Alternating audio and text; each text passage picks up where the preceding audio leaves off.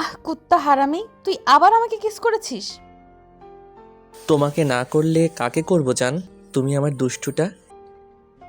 যাকে ইচ্ছা কর, রাস্তার পাগড়িটাকে কর, বাসার কাজের মেয়েকে করে তোর যতগুলো ক্লাসমেট আছে তাদের কর, তারপরও আমাকে করবি না। তুমি এমন করে বলো কেন কলিজা?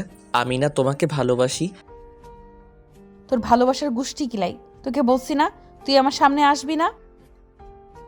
তুমি তো জানো আমি একটু নির্লজ্জ, বেহায়া টাইপের, তাই তোমাকে ভালোবাসি বলে বারবার তোমার সামনে আসি। তাহলে তুমি কেন আমাকে দূরে সরিয়ে দাও বলো? সেটা বুঝতে পারিস না কারণ আমি তোকে ভালোবাসি না বলেই তোকে দূরে সরিয়ে দেই। কিন্তু কেন? কারণ তুই আমার থেকে জুনিয়র, তারপর আমার ছোট ভাইয়ের বেস্ট ফ্রেন্ড। আমি চাই না আমাদের জন্য তোদের সম্পর্কটা নষ্ট হোক, তাই প্লিজ এইভাবে আমাকে ডিস্টার্ব করিস না। আমি চাই না আমাদের মাঝে সম্পর্ক হোক। আর তাছাড়া কি তুমি অন্য কাউকে ভালোবাসো নাকি তোমার বয়ফ্রেন্ড আছে বলো, যার জন্য আমাকে ভালোবাসতে পারবে না? আমি তোকে এইসব কৈফিয়ত দিতে বাধ্য নই। আর তুই কি ভালো করেই জানিস আমি প্রেম ভালোবাসা পছন্দ করি না, তাই আমি চাই না তোকে ভালোবাসতে। প্লিজ আমাকে আর ডিস্টার্ব করিস না, তাহলে কিন্তু আমি আকাশকে সবটা বলে দিতে বাধ্য হব। তোর বন্ধু জানতে পারলে কিন্তু অনেক বেশি কষ্ট পাবে। তুই কি সেটা চাস বল? আমার বন্ধু জানতে পারলে কষ্ট নয়, অনেক বেশি খুশি হবে, কারণ সে জানে তার বন্ধু কত ভালো একটা ছেলে। জান, তুমি একটা কথা বলো তো, তুমি আমার থেকে ভালো ছেলে আর এই সারা শহরে খুঁজে পাবে বলো? চাই না তোর মতো ছেলে আমার। তোকে বলছি না তুই আমাকে ডিস্টার্ব করবি না, তারপরও কেন ডিস্টার্ব করিস? আমি তোকে ভালোবাসি না কেন বারবার আমাকে ডিস্টার্ব করিস? অসহ্য লাগে আমার। বেশি ভালোবাসি তো সেটা প্রকাশ করেছি, তাই তোমার কাছে এখন অসহ্যের কারণ হয়ে গেছি। চিন্তা করো না, একটা সময় তুমি আমাকে অনেক বেশি ভালোবাসবে আর আমাকে এত বেশি নিজের লাইফে চাইবে যেটা তোমার কল্পনাতেও নেই। শোন, তোর মতো একটা পিচ্চিকে আমি কখনোই ভালোবাসবো না। তোর এটা ভুল ধারণা। তুই যদি বারবার আমাকে ডিস্টার্ব করতে থাকিস তাহলে তোর বাসায় পর্যন্ত আমাকে বলে দিতে হবে। সেটা কি খুব ভালো হবে বল? তাতে তোর আর আকাশের মধ্যে সম্পর্কটা নষ্ট হয়ে যাবে। আমি চাই না তোদের বন্ধুত্বটা নষ্ট হোক, তাই এখনো কাউকে কিছু বলিনি। তোমাকে কিছু বলতে হবে না, তুমি তো আমাকে ভয় দেখাচ্ছ। আকাশে জানতে পারলে রাগ করবে, তাই তো আমি আজকে আকাশকে বলে দিব। তোকে কিছু বলতে হবে না, আকাশ খুব ভালো করেই জানে তুই কেমন আর কি, সেটা ও আজকে বেশ ভালোভাবেই বুঝতে পারবে। মানে তুমি কি বলতে চাইছো? বাপ্পি কথাটা শেষ করার আগেই আকাশ আড়াল থেকে বেরিয়ে এলো আর বাপ্পির সামনে দাঁড়ালো। বাপ্পি আকাশকে দেখেই অবাক হয়ে গেল, তারপর একটু হাসার চেষ্টা করলেই তখন আকাশ ঠাস করে ওর গালে একটা থাপ্পড় মেরে দিল। তারপরও বাপ্পি আকাশের দিকে তাকিয়ে একটা মুচকি হাসি দিয়ে বলে, এটা কি ছিল? তুই কি আমার সাথে মজা করছিস? তোর এরপরও মুখ দিয়ে কথা বেরোচ্ছে আর তুই কি বলছিস আমি মজা করছি? তোর আমাকে দেখে কমেডিয়ান লাগছে? আমি কোনো মজা করার মুডে নেই। তোর কাণ্ড দেখে আমি অবাক হয়ে যাচ্ছি যে কিনা তোর বড় বোনের মতো তার পিছনে তুই এভাবে পড়ে আছিস। শেষ পর্যন্ত কিনা আমার বোনটাকেই তোর চোখে পড়লো। অন্য কারো পিছনে এরকম ফ্ল্যাট করতে পারলি না, তার পিছনে টাইম পাস করতে পারলি না, তাহলে আমার বোনটাকে তোর পছন্দ হলো? আকাশ, বোঝার চেষ্টা কর, আমি তোর বোনকে ভালোবাসি। ঈশিতা, তুমি বলছো না কেন আমি তোমাকে ভালোবাসি? আর তুই হয়তো আমার সাথে মজা করছিস, তাই না? দেখ দোস্ত, আমি সত্যিই বলছি তোর বোনকে ভালোবাসি। আর এসব ঠিকই বলছিস, আমি ফ্লার্ট করতে যাব কেন? সত্যি অনেক বেশি ভালোবাসি। একদম চুপ, তোকে বলছি না আর একটা বাজে কথা বলবি না। আপু তোর বোনের মতো, আর তুই কি না শেষ পর্যন্ত তার সাথে এসব? ছি, আমার ভাবতে অবাক লাগছে। তুই এমনভাবে বলছিস মনে হয় বন্ধুর বোনকে মানুষ বিয়ে করে না, তাদের সাথে সম্পর্ক হয় না। আর তাছাড়া তোর বোন তো আর আমার আপন বোন নয়, আর ভালোবাসায় কোনো বয়স ফ্যাক্ট করে না। তাহলে তুই এমন করে বলছিস কেন? আসলে তোর মাথাটা খারাপ হয়ে গেছে। যেখানে আপু তোকে ভালোবাসে না সেখানে তুই বারবার এসব কথা বলছিস। হ্যাঁ, তোকে যদি ভালোবাসতো তাহলে তোর ভালোবাসাটার একটা যুক্তি ছিল, কিন্তু তুই একতরফাভাবে ভালোবাসিস। শোন, এরপর আর তুই আমাকে ডিস্টার্ব করবি না, তাহলে ভুলে যাব তুই আমার বন্ধু। আমার থেকে খারাপ আর কেউ হবে না। অন্য কেউ ভালোবাসলে তোর বোনকে সেটা কারোর জন্য অন্যায় ছিল না। আমি তোর বোনকে ভালোবেসেছি, সেটা আমার জন্য অন্যায় হয়ে গেছে। বুঝতে পেরেছি, তুই যখন আমার বন্ধুর আরেকটা বন্ধুর বোনকে ভালোবেসেছিলি তখন সেটা তোর জন্য দোষ ছিল না। তাই তো এখন আমি তোর বোনকে ভালোবেসেছি, সেটা অন্যায় হয়ে গেছে। তোদের এরকম কাণ্ড দেখে আমি অবাক হয়ে যাচ্ছি। আমি না তোর বেস্ট ফ্রেন্ড? আমি দাঁড়িয়ে থেকে তোর আর মিলির প্রেমটা করিয়ে দিয়েছি, আর তুই কি না শেষ পর্যন্ত আমার সাথে এরকম একটা মিসবিহেভ করলি। আমার ভাবতে অবাক লাগছে আকাশ। তোর যা ভাবার তুই ভাব, কিন্তু শোন, এরপর থেকে আমার বোনকে ডিস্টার্ব করবি না, তাহলে এর জন্য আমার থেকে খারাপ আর কেউ হবে না। আর আপুও যদি একটা বারও তোকে ডিস্টার্ব করে তাহলে তুই আমাকে বলিস, আমি ওকে দেখে নিব। বাহ রে বন্ধু বাহ, ভালোবাসলে যে কষ্ট পেতে হয় আর বন্ধুত্বের প্রতিদান মানুষ এইভাবে দেয়, আজকে সেটা জানতে পারলাম। বন্ধুর বড় বোনকে ভালোবেসেছি বলে সেটার প্রতিদান হিসেবে তুই আমাকে এইভাবে পর করে দিলি। ভালো। আকাশ আর বাপ্পির সেদিন প্রচণ্ড পরিমাণে কথা কাটাকাটি হয়। এক পর্যায়ে ঝামেলা বাড়াতে গেলে তখন ঈশিতা ওর ভাইকে নিয়ে সেখান থেকে চলে যায়। বাপ্পি ভাবতেও পারেনি আকাশ এমন করে সিন ক্রিয়েট করবে। বাপ্পির বিশ্বাস ছিল আকাশ হয়তো সবটা জানার পর বিষয়টা মেনে নিবে, কিন্তু এমন করে সিন ক্রিয়েট করবে সেটা ধারণার বাইরে ছিল। এরপরও আকাশ ঈশিতা আর আকাশের সাথে কথা বলার চেষ্টা করে। যতবার ওদের সাথে কথা বলার চেষ্টা করেছি ততবারই দুজনে সিক্রেট করেছে। বাপ্পি আকাশের ব্যবহারে বারবার অবাক হয়েছে। প্রথমে ভেবেছিল আকাশে ওর বোনের সামনে একটু নাটক করছে, কিন্তু ও যে সত্যি এমনটা ভেবেছে বাপ্পির সেটা ধারণার বাইরে ছিল। বাপ্পি আকাশকে বোঝানোর চেষ্টা করে ওর বোনকে কতটা ভালোবাসি, কিন্তু আকাশ ওর উপর প্রচণ্ড পরিমাণে রেগে আছে। বাপ্পি বুঝতে পারছে না বন্ধুর বোনকে ভালোবাসাটা কি ওর জন্য অন্যায় ছিল নাকি। তারপর যতবার বাপ্পি ঈশিতার কাছে গিয়েছে ও ততবারই বাপ্পিকে অপমান করেছে, ছোট করেছে, সবার সামনে গায়ে হাত তুলেছে। তারপর প্রচণ্ড পরিমাণে অপমান করায় বাপ্পি সেদিন ওকে বলেছিল, ভয় পেও না তোমরা, চাও তো আমি তোমাদের থেকে দূরে সরে যাই? তাহলে সেটাই হোক, ভালো থেকো। আর একটা কথা মনে রেখো, কখনো ভুলেও কাউকে ভালোবেসো না। তাহলে আমার মতো যদি তোমাকেও সেই মানুষটা অবহেলা করে না, তাহলে এই কষ্টটা না তুমি সহ্য করতে পারবে না। কারণ তুমি খুব আদরের তো।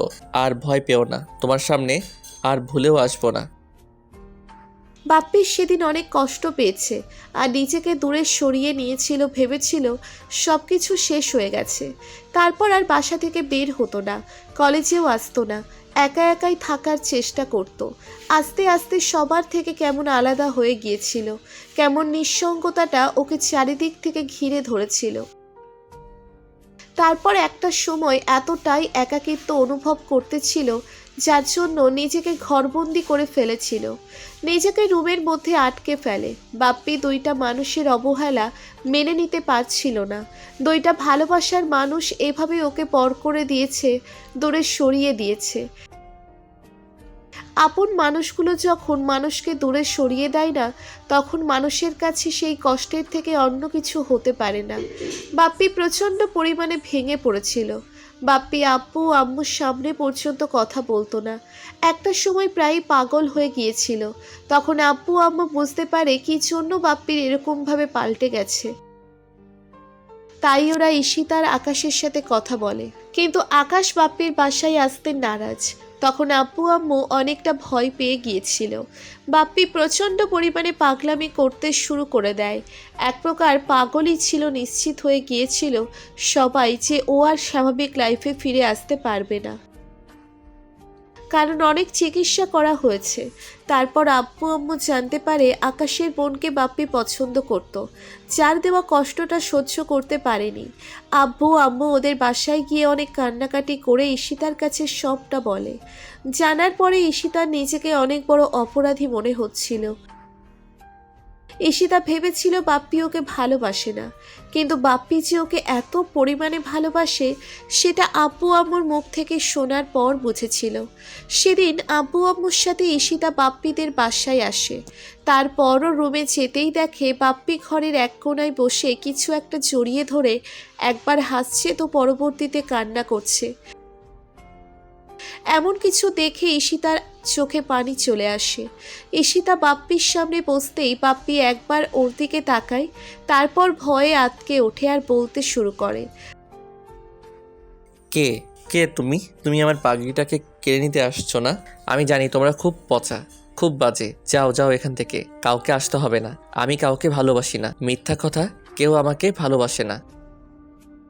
বাপ্পির এরকম কথাতে ঈশিতা পুরো হাউমাউ করে কান্না করে দেয়। তখনই বাপ্পি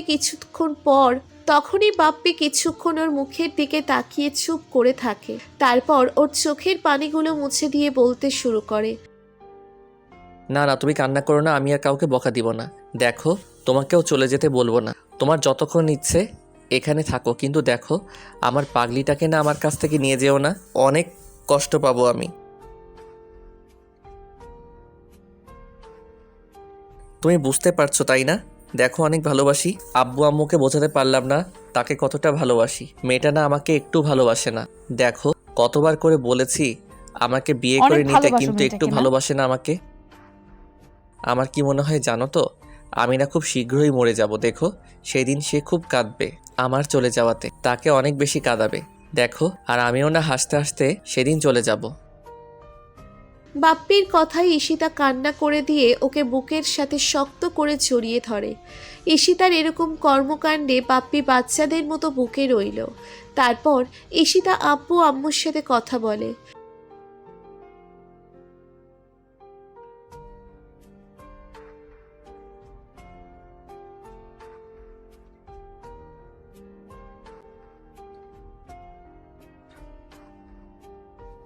আঙ্কেল আন্টি তোমরা চিন্তা করো না, আমার জন্যই যেহেতু তোমাদের ঈশিতার ছেলেটার এই কথাতে অবস্থা আব্বু হয়েছে, আম্মু অনেক আমি বেশ তোমাদের অসুস্থ ছেলেটাকে স্বাভাবিক হয়েছিল। লাইফে ফিরাবো। তারপর দরকার ঈশিতা পড়লে ওকে আকাশকে বিয়ে করে বিষয়টা নেব। গিয়ে বললে যতদিন অবধি না ও সেদিন সুস্থ হবে আকাশের এরকম ততদিন কথা অবধি শুনে দায়ভার আর আমার। দূরে থাকতে এখন থেকে আমি পারেনি। রোজ ওর পাশে বাপ্পি থাকবো। আকাশকে দেখে অনেকটা ভয় পেয়ে যায়, ওর থেকে মুখ ফিরিয়ে নিয়েছিল আর দূরে সরে যাচ্ছিল। তখন আকাশ ওকে জড়িয়ে ধরে কান্না করে দিলে বাপ্পি কেমন যেন শান্ত হয়ে যায়।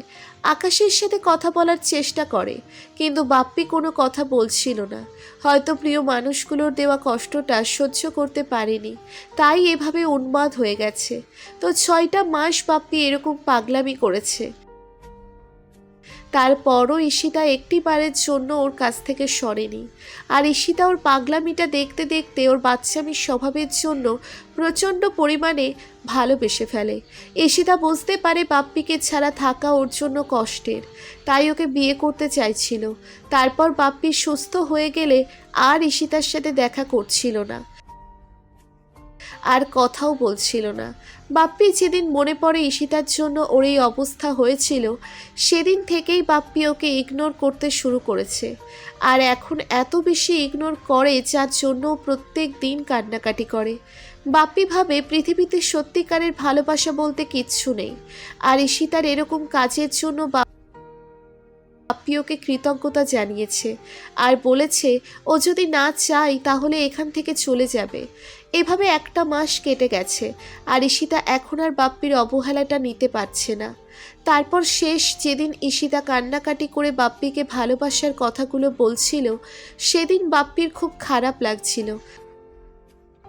ভাবে ও বিয়েটা করে নিবে, তাই বাসায় এসে আব্বু আব্বুকে হ্যাঁ বলে দেয়। ঈশিতা সেদিন অনেক বেশি খুশি হয়েছিল সবটা জানার পর। আর বাপ্পি ভেবেছে ভালোবাসে যে মানুষটা ওর জন্য এত করলো, তাকে দূরে সরিয়ে দেওয়াটা ঠিক হবে না। শেষ হলে সে ভালোবাসাটাই আবার সামনে প্রকাশ পাবে, তাই দূরে সরিয়ে দেওয়াটা, কষ্ট দেওয়াটা ঠিক হবে না। যথারীতি 7 দিন পর বাপ্পির ঈশিতার বিয়েটা বেশ ধুমধামে শহীদ হয়ে যায়। বাপ্পি বাসর ঘরে ঢুকতেই ঈশিতা এসে ওর পায়ে হাত দিয়ে সালাম করলে বাপ্পি বলতে শুরু করে। সালাম করতে হবে না, আপনি আমার থেকে সিনিয়র। তাছাড়া আপনাকে আমি বিয়েটা এই জন্যই করেছি যে আপনি কান্নাকাটি করতেন, পাগলামি করতেন। আপনার কাছে আমি অনেক কৃতজ্ঞ, তাই বিয়েটা করেছি।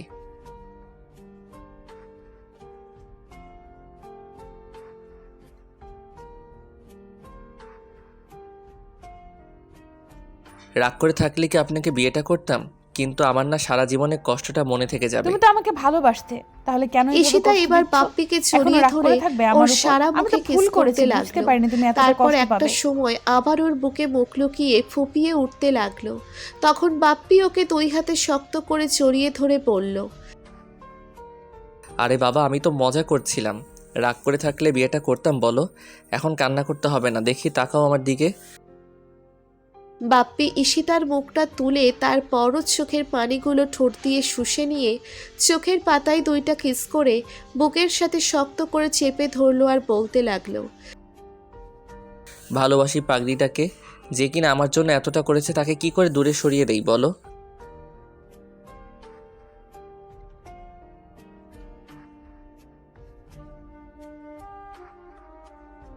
ভালো তো সেই কবে থেকে বেসেছিলাম, আদর দিয়ে ভরিয়ে দিতে চেয়েছিলাম, তুমি আমার কাছে আসোনি, দূরে সরে থাকতে চেয়েছিলে, আর কখনো কিন্তু আবার কষ্ট আমার দিবে না তো? পাগলামিতেই ভুল আমার বুঝে কাছে দূরে এসেছিলে। সরিয়ে দিবে না তো? আজ ভয় পেও না, আমাকে অনেক এইভাবেই বেশি ভালোবাসবে ভালোবাসবো তো এখন থেকে। সবসময়?